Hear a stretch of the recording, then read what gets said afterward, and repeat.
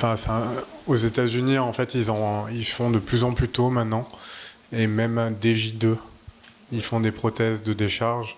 La condition, c'est que le patient doit arriver à maîtriser 10 à 15 kg de charge partielle. Ouais. Mais ça serait, si vous êtes déjà formé à le faire, c'est pas très difficile Ouais.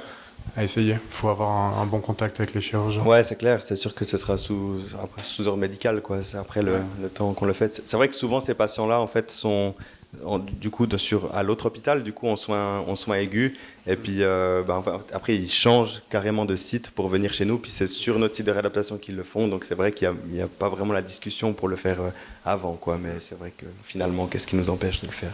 Excusez-moi, ça n'a pas une incidence sur la psychiatrie, sur la cicatrisation de la tête? Si on décharge bien, non.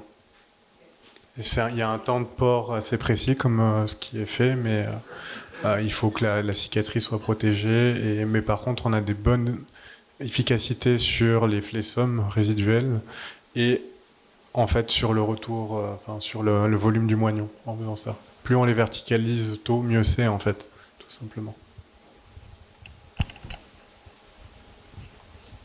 Est-ce qu'il y a d'autres questions?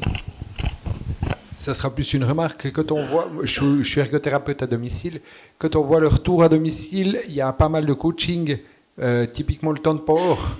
Ok, tant de fois, tant de minutes chaque jour. Et puis la personne, elle dit, mais ça ne me permet pas d'aller boire un café avec des copains. Comment est-ce que je fais? C'est essentiel, on parlait d'isolement social avant. Et puis du coup, là, on a du coaching, qu'est-ce qu'il peut pas faire, quelle est l'incidence, quel est le contrôle. Voilà, toutes ces choses où on se retrouve dans le quotidien. La personne prend un scooter 4 roues pour se déplacer en ville. Où c'est qu'elle le charge, où c'est qu'elle le range. Voilà, ce genre de choses. C'est des fois beaucoup de choses d'un coup.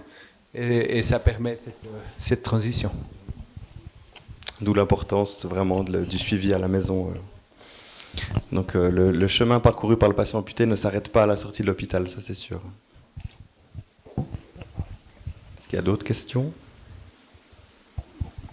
Merci de votre attention.